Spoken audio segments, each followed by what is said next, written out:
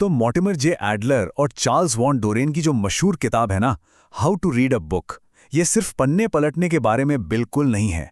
ये असल में हमें सिखाती है कि किसी भी किताब से ज्ञान का पूरा निचोड़ आखिर निकाला कैसे जाए। आज के इस एक्सप्लेनर में हम बस इसी कला को गहराई से समझने वाले हैं। चलिए शुरू करते हैं। देखिए, ये किताब ना पढ़ने को एक बहुत ही एक्टिव और कुशल कला मानती है। एक ऐसी कला जिसे बाकायदा सीखा जा सकता है और निखारा जा सकता है। इसमें पढ़ने के 4 अलग अलग लेवल बताए गए हैं: प्राथमिक, निरीक्षणात्मक, विश्लेषणात्मक और समकालिक। और मजे की बात यह है कि ये किताब सिर्फ थ्योरी नहीं देती, बल्कि इन वैचारिक ढांचों को एकदम सटीक तकनीकों के साथ जोड़ती है, जिन्हें हम रोजमर्रा में इस्तेमाल कर सकते हैं। किताब के पहले भाग की शुरुआत ही एक बहुत ही दिलचस्प विचार से होती है। वो ये कि पढ़ना कोई पैसिव काम नहीं है कि बस जानकारी अंदर ले ली। इसके बजाय ये पाठक और लेखक के बीच ना एक तरह के बौद्धिक लेनदेन है। मतलब साक्षर होना तो बस एक शुरुआत है। असली गोल तो एक ऐसी गहरी समझ विकसित करना है जो हमारे सोचने के तरीके को ही बदल दे। उदाहरण के लिए, अगर आप कोई साइंटिफिक पेपर पढ़ रहे हैं तो उसका मतलब सिर्फ रिजल्ट देखना नहीं है, बल्कि उस पूरे लॉजिक को फिर से अपने दिमाग में बनाना है, ताकि आप उस तर्क को बिल्कुल शीशे की तरह साफ समझ सकें। अब आते हैं किताब के 4 मुख्य लेवल्स पर। पहला लेवल है प्राथमिक, यानी एकदम बेसिक डिकोडिंग करना। दूसरा है निरीक्षणात्मक, जहां आप एक लिमिटेड टाइम में पूरी किताब का सर्वे करते हैं। तीसरा लेवल आता है विश्लेषणात्मक, जो किसी भी टॉपिक की गहरी और एकदम व्यवस्थित समझ के लिए होता है। और चौथा और सबसे एडवांस लेवल है समकालिक, जहां नई समझ बनाने के लिए एक साथ कई किताबों की तुलना की जाती है। अगर आप इस प्रोसेस को समझना चाहते हैं ना, तो किसी भी किताब को सिर्फ 20 मिनट तक ध्यान से पढ़िए और फिर उसका सारांश लिखने की कोशिश कीजिए। ये एक कमाल का अभ्यास है। देखिए, प्रारंभिक पठन तो फाउंडेशन है, लेकिन जो दूसरा लेवल है ना, निरीक्षणात्मक पठन, वो असल में एक स्ट्रैटेजिक सर्वे की तरह है। ये तय करने में मदद करता है कि क्या उस किताब को गहराई से पढ़ने की जरूरत है भी या नहीं। इसमें बड़ी ही सिस्टमैटिक तरीके से सरसरी निगाह डालनी होती है, जैसे कि किताब का टाइटल, उसकी प्रस्तावना और इंडेक्स को देखना। ये तकनीक तुरंत बता देती है कि मेन चैप्टर्स कौन से हैं और लेखक का स्ट्रक्चर क्या है। इससे एकदम क्लियर हो जाता है कि आगे अपना ध्यान कहाँ लगाना है। एक बात हमेशा याद रखिए, एक कुशल पाठक हमेशा पढ़ते समय खुद से 4 बुनियादी सवाल जरूर पूछता है। पहला, पूरी किताब असल में किस बारे में है? दूसरा, इसमें विस्तार से क्या क्या कहा गया है? तीसरा, क्या जो लिखा है वो सच है? और चौथा, इस सब का महत्व ही क्या है? हमें ना लेखक पर स्पष्टीकरण देने और सबूत पेश करने के लिए एक तरह का मानसिक दबाव डालना चाहिए। यह एक ऐसी बातचीत की आदत है जहां पाठक लगातार नई परिभाषाएं और ठोस तर्क मांगता रहता है। अब बात करते हैं तीसरे लेवल की, यानी विश्लेषणात्मक पठन की। इस चरण में सबसे पहला काम होता है किताब का एक्सरे करना। जी हां, एक्सरे। इसका मतलब है कि डिटेल में जाने से पहले किताब को उसके सब्जेक्ट के आधार पर कैटेगराइज करना। इसके बाद किताब के स्ट्रक्चर और उसके मेन आर्ग्यूमेंट्स को पहचानना होता है। मतलब किताब की रीढ़ की हड्डी को खोजना। इससे यह बिल्कुल साफ हो जाता है कि कौन से दावे सबसे अहम हैं और अलग-अलग चैप्टर्स पूरी किताब की मुख्य थीम को कैसे आगे बढ़ा रहे हैं। इसके बाद जो सबसे जरूरी चीज है वो है लेखक के कीवर्ड्स, यानी मुख्य शब्दों को अच्छे से समझना। देखिए, पाठक और लेखक दोनों का इन जरूरी शब्दों की परिभाषाओं पर एक ही पेज पर होना बहुत जरूरी है, वरना पक्का गलतफहमी होगी। उदाहरण के तौर पर, अगर आप कोई फिलॉसफी की किताब पढ़ रहे हैं तो उसमें न्याय या स्वतंत्रता जैसे शब्दों के बहुत ही अलग और गहरे अर्थ हो सकते हैं। अगर आप लेखक के तर्कों को स्पष्ट और नंबर वाले पॉइंट्स में बदल लेते हैं ना, तो आप उनके मैसेज को बिल्कुल सही तरीके से समझ पाते हैं। अब आते हैं आलोचना, यानी क्रिटिसिज्म पर। आलोचना हमेशा निष्पक्ष होनी चाहिए और एकदम सही समझ पर टिकी होनी चाहिए। आप सहमत हो या असहमत, इसके पीछे कोई लॉजिक होना चाहिए, सिर्फ जज्बात नहीं। अगर आप असहमत हैं तो मकसद ये दिखाना होना चाहिए कि लेखक का कौन सा पॉइंट फेल हो रहा है या उनका कौन सा अंदाजा गलत है। एक जिम्मेदार पाठक की सबसे बड़ी निशानी यही है कि वो हमेशा बेहतर तर्क या कोई नया सबूत सुझाने की कोशिश करता है। चलिए थोड़ा बाहरी टूल्स और विश्लेषणात्मक पठन के फायदों पर नजर डालते हैं। जैसे कि किताब की बिब्लियोग्राफी या इंडेक्स का इस्तेमाल हमेशा फैक्ट्स को चेक करने के लिए किया जाना चाहिए।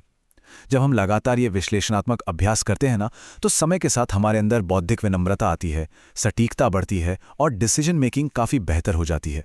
और हाँ, अगर आप फिलॉसफी से जुड़ी किताबें बार बार पढ़ते हैं तो ये आपको बहुत ही धैर्य के साथ मुश्किल और अमूर्त तर्कों को समझना सिखाता है। तो इस पूरे विश्लेषणात्मक पठन के जितने भी नियम हैं, क्या उन्हें एक प्रैक्टिकल चेकलिस्ट में बदला जा सकता है? बिल्कुल। किताब को कैटेगराइज करना, उसमें बताई गई प्रॉब्लम को समझना, उसका स्ट्रक्चर बनाना, मुश्किल शब्दों को डिफाइन करना और तर्कों को अपने हिसाब से फिर से बनाना, ये पूरा प्रोसेस ना एक मैनुअल की तरह काम करता है, जो सारी थ्योरी को सीधे सीधे प्रैक्टिकल इस्तेमाल से जोड़ देता है। अब हम किताब के तीसरे भाग में आते हैं। यहाँ समझाया गया है कि अलग-अलग तरह की किताबों को पढ़ने का नजरिया भी अलग होना चाहिए। जैसे कि जो प्रैक्टिकल किताबें होती हैं, उनका असली टेस्ट तो उनकी उपयोगिता है, यानी क्या उसमें बताए गए तरीके असल में काम करते हैं। दूसरी तरफ फिक्शन या कल्पनाशील साहित्य पढ़ते समय एक अलग तरह के भावनात्मक जुड़ाव की जरूरत होती है। वहाँ कहानी, उसके किरदारों और लेखक की आर्टिस्टिक चॉइसेस पर फोकस करना होता है। और जब आप कोई इतिहास की किताब पढ़ रहे हों तो ये याद रखना बहुत ज़रूरी है कि इतिहास सिर्फ तारीखों की लिस्ट नहीं है।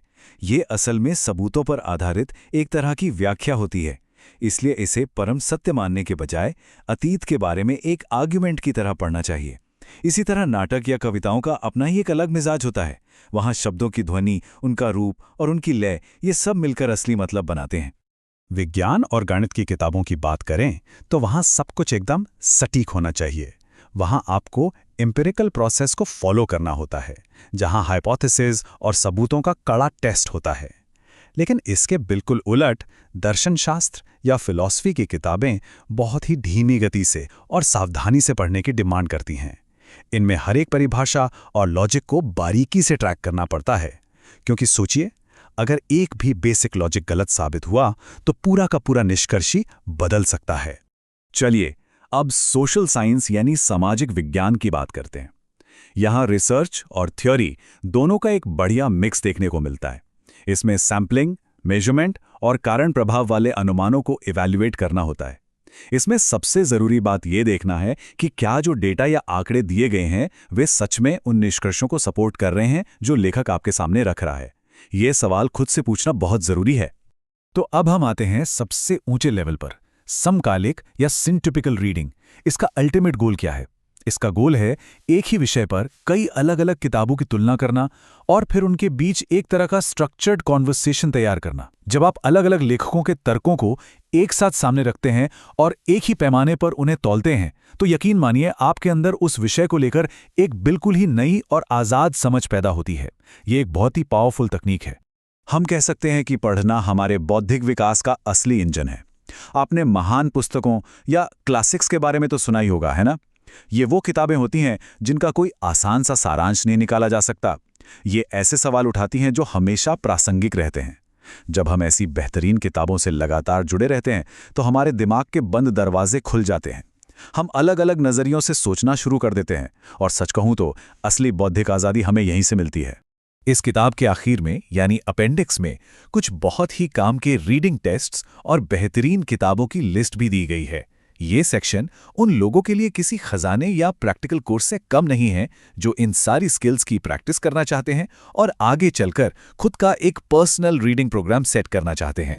तो थ्योरी तो बहुत हो गई, अब हम चलते हैं अपने प्रैक्टिकल टूल किट की तरफ। इस सेक्शन में हम बात करेंगे कुछ बहुत ही काम की चेकलिस्ट्स, सैम्पल टेम्पलेट्स और कुछ एक्सरसाइजेस के बारे में, जो इन सब चीज़ों को अमल में लाने में हमारी मदद करेंगे।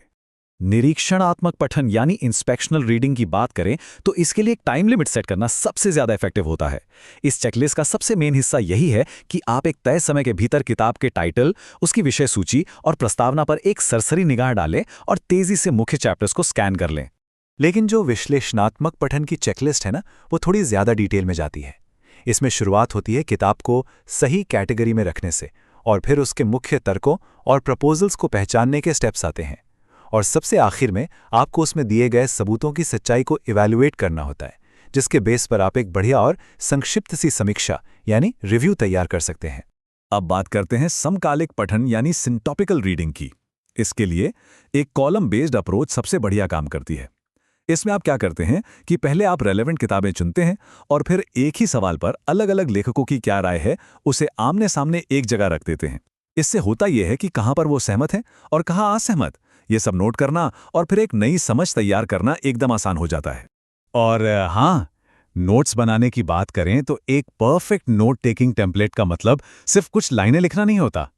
इसका असली मकसद ये है कि आप किताब की मेन थीम, उसके खास कीवर्ड्स, लेखक के मुख्य तर्क और सबसे जरूरी उन तर्कों की ताकत और कमजोरियों को बहुत ही क्लियर तरीके से सिर्फ एक ही पेज पर समराइज कर दें। अब जाहिर सी बात है, इस पूरे प्रोसेस में महारत हासिल करने के लिए धीरे धीरे प्रैक्टिस करनी होगी। एक क्रमिक अभ्यास कार्यक्रम के माध्यम से शुरुआत में बस किताब पर सरसरी निगाह डालना सीखा जा सकता है, जो आगे चलकर पूरे विश्लेषणात्मक पठन और अंततः कई किताबों को एक साथ एनालाइज करने वाले लेवल तक पहुंचता है। तो इन सब बातों के बाद एक चीज़ तो बिल्कुल साफ है कि पढ़ना सिर्फ एक पैसिव आदत नहीं है, बल्कि ये एक बहुत ही अनुशासित और बौद्धिक कला है। अगर हम निरीक्षणात्मक, विश्लेषणात्मक और समकालिक टूल्स का रेगुलर यूज़ करते हैं तो ये हमें एक बहुत ही गहरा और विचारशील पाठक बना सकता है। तो जाते जाते आपके लिए एक सवाल छोड़ रहा हूँ, क्या हम सिर्फ किताबों के पन्ने पलट रहे हैं या हम सच में उन महान लेखकों के साथ एक गहरा संवाद कर रहे हैं? सोचिएगा ज़रूर।